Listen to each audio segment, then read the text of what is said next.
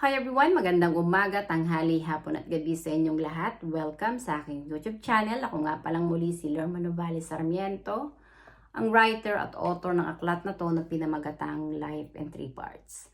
Ang layo at misyon ng aklat na to ay para magbahagi ng ebanghelyo ng salita ng Diyos sa buong mundo, para ipahayag na templo ng Espiritu Santo ang katawan ng bawat tao, at ang Espiritu Santo ay ang katas-taasang Diyos Ama na siyang nagsugo kay Jesus ay ang siyang Diyos na lumikha sa ating mga tao ay ang Alpha at Omega. Sinabi ni Jesus na templo ng Espiritu Santo ang katawan ng tao at ang tao ay hindi nabubuhay dahil sa tinapay lamang. Sinabi ni Jesus na ang kanyang mga salita ay hindi nagmula sa kanya kundi sa amang nasa kanya. Sinabi ni Jesus na ako ay nasa Ama at ang Ama ay nasa akin. Sinabi ni Jesus, ang sinumang naniniwala sa Kanya ay naniniwala rin sa Ama. Dahil tinanggap ko ang katotohanan sa mga aral ni Jesus na templo ng Espiritu Santo ang aking katawan, at tinanggap ko ang Espiritu Santo kay Jesus dahil sa mga aral ni Jesus, nakita ko ang katotohanan ng Espiritu Santo na nananahan sa katawan ni Jesus ay siya ring isang Espiritu na nananahan sa aking katawan, ay ang Diyos Amang na makapangyarihan na may pag-aari ng buong sanlibutan. Siya ang lumikha ng langit at lupa, na siyang dapat lang nating paglingkuran, sambahin at ibigin ng higit sa lahat. At bilang isang tinawag ng Espiritu Santo na maging tagapagsalita niya, binigyan ako ng otoridad ng Espiritu Santo na magpahayag ng katotohanan at magpahayag ng ebanghelyo sa buong mundo para ipahayag na siya lang ang dapat nating kilalanin na ating amang espiritual at Diyos Ama na makapangyarihan, dahil ang Espiritu Santo may pag-aari ng ating katawan at kaluluwa.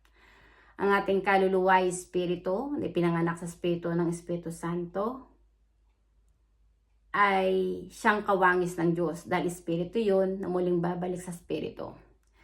Ang misyon ni Jesus ay hulihin ang bawat espiritu na magsisi, tumalikod sa paggawa ng masama at magbalik loob sa Espiritu Santo para patawarin ng Espiritu Santo ang kasalanan ng tao, at nang sa gayon ang kaluluwa ng tao ay maligtas na huwag mapunta sa impyerno. Ang misyon ko ay katulad ng ginagawa ni Jesus, ang magpahayag ng ebanghelyo sa buong mundo, na ipakilala ng Espiritu Santo lang ang nag-iisang amang espiritual, na siyang may pag-aari ng ating buhay dahil templo ng Espiritu Santo ang ating katawan. At sa araw na to, ang topic ko ay End Time, Amerika, yuyuko sa Espiritu Santo. Gusto kong ibahagi sa inyo ang katotohanan na sinabi ni Jesus na hindi ka pwedeng magsilbi sa dalawang Panginoon. May pipiliin at itatangi ka. Hindi ka pwedeng magsilbi ng sabay sa Diyos at sa pera. Ang bansang Amerika, ang kanilang dino-Diyos at tinataas na kanilang Diyos ay ang kanilang dolyar. At kung titingnan nyo yung pera nila sa likod nila, ng kanilang pera, nasasad yan, in God we trust.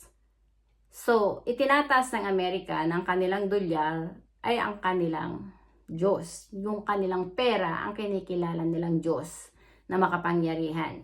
Kaya itong Amerika nagmamataas sa buong mundo, at feeling ng Amerika siya yung pinakahari dito sa mundo. Pero ang katotohanan, ang Espiritu Santo lang ang hari. Ang siyang pinakahari. Dahil siya yung Diyos Ama na nagsugo kay Jesus, ay ang may gawa ng buhay ng buong sangkatauhan. Ang labanan dito sa mundo ay hindi laban sa dugo at laman, kundi laban sa mga espiritong masasama na silang mga kampon ng kadiliman. Ang ating bansa ay sinakop ng mga bulaang propeta at ng mga Amerikano. At ang mga bulaang propeta ng Romano Katoliko at ang mga Amerikano ang sumikil ng kalayaan at kapayapaan ng ating bansa. Namuhay sa kadiliman ng dating malaya at mapayapang bansa na siyang lupang hinirang ng Diyos dahil sinakop tayo ng mga Espanyol gawa ng mga bulaang propeta ng relihiyon ng Romano Katoliko na siyang dinala ni Ferdinand Magellan. Sinabi ng Panginoon, suriin niyo ang bawat espiritu kung nasa panig ng Diyos. Honestly, ang mga bulaang propeta, yung relihiyon ng Romano Katoliko, yung mga pare, hindi sila naging kaisa ni Jesus na ang sinasamba ay ang Espiritu Santo na nasa kanilang katawan. Yung mga leaders ng Roman Catholic Ang kanilang sinasamba ay mga rebulto, santo-santo at Diyos-Diyosan. At iniidolo nila ang kanilang sarili na silang tawaging spiritual father dito sa lupa.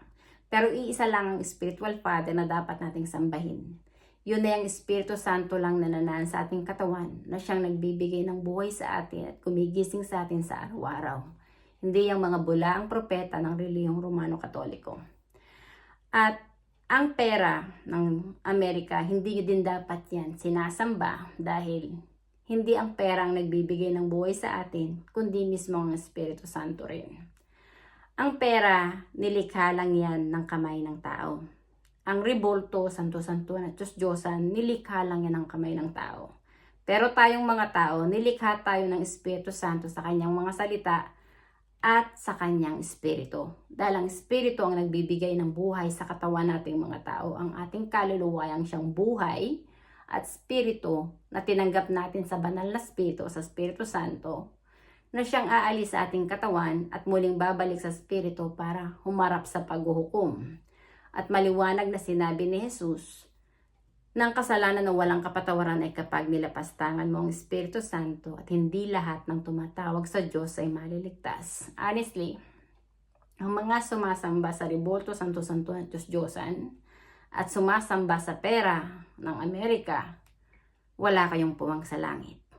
Dahil ang puso nyo ay malayo sa Espiritu Santo. Hindi kayo naging kaisa ni Jesus na nagpupuri at sumasampalataya sa Espiritu Santo. Ang Espiritu Santo lang ang nag-iisang amang espiritual na may pag-aari ng ating buhay ang siyang dapat nating sambahin. Ang siyang makapangyarihan na may hawak ng ating buhay. Honestly, dito sa mundo nating ginagalawan, puno na ng kasalanan dahil maraming mga taong tumalikod sa Espiritu Santo at mas inidolo yung mga bulaang propeta at ang mga Amerikano na silang mga kampo ng kadiliman. Honestly, narito na tayo sa huling panahon. Ang Espiritu Santo ay ang siyang babalik na siyang Diyos Ama, na siyang sinabi ni Jesus na parang magnanakaw. Dahil templo ng Espiritu Santo ang aking katawan at ang Espiritu Santo ang nagbigay sa akin ng otoridad na magsalita patungkol sa Kanya para ipahayag na siya lang ang nag-iisang amang espiritual. Honestly, ang Panginoon ay narito na. Ang Espiritu Santo, ang Diyos Ama, ay ang Diyos na may pag-aari ng buhay nating mga tao. Ang bansang Amerika, kaya ko sinabi yan na yuyuko yan sa Espiritu Santo dahil ang sinasamba ng Amerika ay ang dolyar nila. Ang mga pari ng Romano Katoliko, yuyuko rin ang mga yan sa Espiritu Santo. Dahil hindi nila kayang lilangin ang Espiritu Santo na siyang Diyos na may pag-aari ng buhay nila. Ang dolyar ng Amerika, mawawalan niya ng value. Babagsak ang ekonomiya ng Amerika. Nung nagkaroon ng gera, maraming mga bansa ang hinilang pababa ng Amerika na bumagsak ang ekonomiya ng iba't ibang nasyon. At umangat ang Amerika. Pero ngayon, ang ekonomiya ng Amerika ang siyang babagsak dahil pinarurusahan na ng Espiritu Santo ang bansang Amerika. Makapangyarihan ang Espiritu Santo. He has the power to heal and to destroy. Sinabi nga ng Panginoon, ang sino mang sumisira sa aking templo ay wawasakin ko rin. Honestly, gawa ng gera ng Amerika, nilinlang niya ang Ukraine, yung presidente, para palabanin sa Russia. So ngayon, yung bawat katawan ng tao, templo yan ng Espiritu Santo. Ang Amerika nag-udyok sa Ukraine para kalabanin si Putin. Ang Amerika ang gumagawa ng daan para linlangin ang mga bawat bansa para paglaban-labanin at pagwatak-watakin ang mga tao dito sa mundo. Ang puso ng Amerika ay nasa panig ng demonyong si Satanas at ang bansang Amerika ang namumuro sa galit ng Espiritu Santo. Kaya ang Amerika, lulupigin niya ng Espiritu Santo. Honestly, sinisimulan na ng Holy Spirit, ng Espiritu Santo, na parusahan ng bansang Amerika. Yung mga nagaganap na tornado, mga storm, wildfire, at kung ano-ano pa na darating pa dyan sa Amerika, parusa na yan ng Espiritu Santo sa mga tao dyan sa Amerika. Dahil ang sinasamba naman ng Amerika ay ang kanilang dolyar at hindi ang Espiritu Santo. Ang bansang Amerika, honestly, namumuro na yan sa galit ng Espiritu Santo. Pero hindi alam ng American leaders na ang kanilang bansa ay pinarurusahan na. Dahil yung mga American leaders, ang nasa layunin pa rin ng puso ng mga yan, ay manlinlang ng ibang nasyon para paglaban-labanin. Ang ating bansa, honestly, sinakop ng mga Amerikano. Inalipin ng mga Amerikano. Noong World War II, noong pinasabog ng Japan ang Pearl Harbor sa Hawaii noong 1941, ang mga Amerikano, dahil sinakop tayo ng mga Amerikano nung una, after na maglaban ang mga Espanyol at ang Amerika, sinakop tayo ng mga Amerikano, ginawa tayong allies ng Amerika. So, nung pinasabog ng Japan ang Pearl Harbor noong 1941, pumunta ang mga Amerikano sa ating bansa para gawing bait ang mga tao sa mga Hapon at imbitahan ang mga Hapon na pumunta sa ating bansa para gawing battlefield ang ating bansa. Ang ating bansa ang siyang nadurog noong World War II, yung sinasabi nilang Pearl of the Orient, dahil kilala din ang ating bansa noon na Pearl of the Orient noong 1945. Siya yung nawasak. Gawa ng nilinlang ng mga Amerikano ang mga tao sa ating bansa para palabanin sa mga Hapon at ang ating bansa ang siyang nadurog noong World War II. Ngayon, ang Amerika, ang layunin naman ng demonyong Amerika ay linlangin ang ating bansa para palabanin naman sa mga incheck, sa China. Ito yung ugali ng ng Amerika. Ito yung ugali ng Amerika. Dahil duwag ang Amerika, ayaw niyang direktang lumaban sa mga bansang kinaiinisan niya, nanggagamit siya ng ibang bansa na kanyang nililinlang para gawing pain at palabanin sa mga bansang kanyang kinaiinisan. Ang Amerika, honestly, is not a real friend. Enemy ang Amerika. Kaya wag niyong iiduluhin ang mga American leaders. Dahil ang puso ng mga American leaders ay nasa panig ng demonyong si Satanas. Mandaraya, user, at manggagamit. At hindi kanyang tutulungan talaga. Kasi ang gusto ng Amerika, nakakaangat siya. Ayaw ng Amerika na siya ay mapapantayan mo o aangat ka sa kanya. Honestly, ang nagpabagsak kay dating late President Ferdinand Marcos, yung tatay ni Bongbong, noong 1986, ay ang mga demonyo na silang mga kampo ng kadiliman na nanakop sa ating bansa, ang Roman Catholic leaders na minabunuan ni Cardinal Sin, ni Juan Ponce Enrile at Fidel Valdez Ramos, maging ng mga Amerikano. Honestly, wala kang itatago sa Espiritu Santo. Lahat ng mga nagaganap dito sa mundo ay nakikita yan ng Espiritu Santo. Lahat ng ginagawa nating mga tao dito sa mundo ay nakikita yan ng Espiritu Santo. At alam ng Espiritu Santo kung sino yung kanyang mga tupa na nakikinig ng kanyang salita at kung sino yung mga demonyo na sa panig ni Satanas na nagmamataas at nagmamayabang sa kanya. Honestly, ang mga bulaang propeta wala yang puwang sa langit. Hindi kayo makakapasok sa langit dahil hindi nyo itinuro ang katotohanan at hindi kayo talaga naging kaisa ni Jesus. Ng Espiritu Santo ang kinikilala nyong inyong Diyos at amang espiritual. Ang mga Amerikano, hindi rin kayo maliligtas ng dolyar nyo. Dahil ang Espiritu Santo na nagbibigay ng buhay sa inyong mga tao, ay hindi nyo kinikilala yung Diyos. Dahil ang Amerika, nagmataas at nagmayabang niyan sa Espiritu Santo. Itinaas ng Amerika ang kanyang pera, kanyang dolyar, ang Diyos sa kanyang bansa.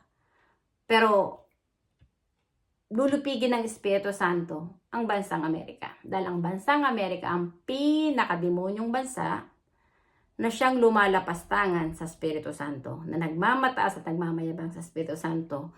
Nung itinapo ng Diyos si Satanas, si Lucifer dito sa lupa, diyan niya nanahan sa Amerika. Kaya ang Amerika ang pinaka-demonyong bansa na nagmamataas at nagmamayabang sa Espiritu Santo. Honestly, yung mga natural disaster, storm, hailstorm, tornado, mga baha, magkakaroon pa ng mga landslide, may mga insekto. Pag minamalas-malas pa ang Amerika, lilindulin din yan, magkakaroon pa ng tsunami. Lilipulin at lulupigin ng Espiritu Santo ang bansang Amerika dahil ang bansang Amerika ay si Satanas ang sinasamba nilang Diyos, hindi ang Espiritu Santo. Ang bansang Maharlika, yung ating bansa, hindi naman talaga Pilipinas ang pangalan yun, Maharlika yan. Bago pa man dumating ang mga Espanyol, Maharlika ang pangalan ng ating bansa. Naging Pilipinas siya dahil nga sinakop tayo ng mga Espanyol at ng Hudas na hari ng Espanya na si Philip II. Binura ng Hudas na hari ng Espanya na si Philip II ang pangalang Maharlika at pinalitan niya ng Pilipinas sa sunod sa pangalan niya, kung kaya naging Pilipinas yan. Yung si Philip II ay ang siyang protektor ng simbahang Romano Katoliko. Ang simbahang Romano Katoliko, hindi yan nagpupuri sa Espiritu Santo. Yung mga aral salita ni Jesus nagmula yan sa Espiritu Santo, hindi yan nagmula sa katuruan ng Romano Katoliko. Ipinagbabawal ng Diyos ang sumamba ka sa mga rebulto, santo-santo at Diyos-Diyosan. Ipinagbabawal din ng Diyos yung umidolo ka. Huwag kang gagawa ng ibang na ang mga bagay o iiduluhin mo dito sa lupa. Hindi mo pwedeng iduluhin si Maria na ina ng Diyos dahil si Maria hindi nakakahigit sa Espiritu Santo. Kalapastanganan sa Espiritu Santo na itaas mo ang pangalan ni Maria na tawagin mong ina ng Diyos. Nilalapastangan mo ang Espiritu Santo na siyang may gawa ng buhay mo. Hindi si Maria ang may gawa ng buhay ng ating mga tao. Si Maria ay tao din lang. Na binigyan din lang ng pansamantalang buhay ng Espiritu Santo. Si Maria ay ang babae na pinili ng Espiritu Santo para ipanganak si Jesus. Si Jesus ay walang ina na masasabi mong ina ng Diyos. Si Maria, hindi yan ina ng Diyos. Babae lang si Maria. Ang tawag ni Jesus kay Maria ay babae lang dahil si Maria ay tao. Hindi siya Diyos. Magiging anak si Maria ng Diyos kung ang Espiritu Santo rin ang sinasamba ni Maria. Na naging kaisa si Jesus.